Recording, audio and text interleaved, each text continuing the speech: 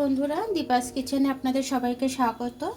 আজকে আমি egg rice বানাবো। তার জন্য দেখুন ক্যাপসিকাম কেটে নিয়েছি, গাজর কেটে নিয়েছি, এখানে একটু আলু কেটে নিয়েছি, এখানে একটু পেঁয়াজ কেটে নিয়েছি, আর এখানে ছোট ছোট করে লঙ্কা কেটে নিয়েছি। তো চলুন আমি এটা বানাতে যাই। এটা ভেজে নিচ্ছি আমি।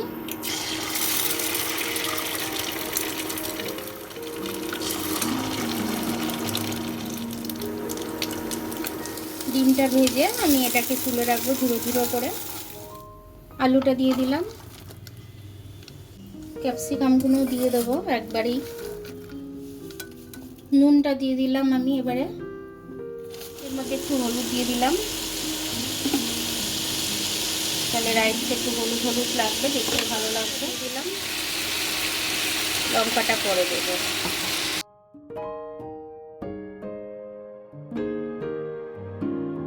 ভাজাটা হয়ে গেছে, এবার ভেজে রাখা ডিমটাকে দিয়ে দেবো।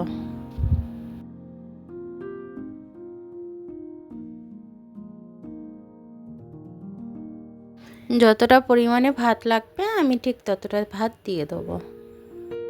2 মিনিট ভেজে ঝুড়ো ঝুড়ো করে নামিয়ে নেব। আমি কিন্তু বাসমতি চালের এটা করিনি, আমি জাস্ট রোজ যে ভাতটা খাই সেই ভাতেই আমি একটু করে দিলাম।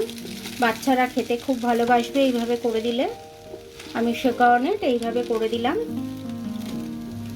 আপনারাও এইভাবে বাচ্চাদেরকে করে খাওয়াবেন, খেয়ে খুব খুশি হবে এবং আপনারাও খুব খুশি হবেন। এইভাবে করে টিফিনেও দিতে পারবেন, ইভেন বড়দের লাঞ্চ বক্সেও দিতে পারবেন। ইজিলিভাবে আমার ভাত ভাজাটা হয়ে গেল, আধ ঘন্টাও লাগেনি, 10 মিনিট লেগেছে আমার এটা হতে। তো আপনারা এইভাবে টিফিনে বাচ্চাদের করে দেবেন, ইভেন বড়রাও খাবে এরকমভাবে, লাঞ্চ বক্সে দিয়ে দিতে পারেন। ভাতটা নষ্টও হবে না, খেতেও ভালো লাগবে আপনাদের। তো এইভাবে করে আপনারা খাবেন।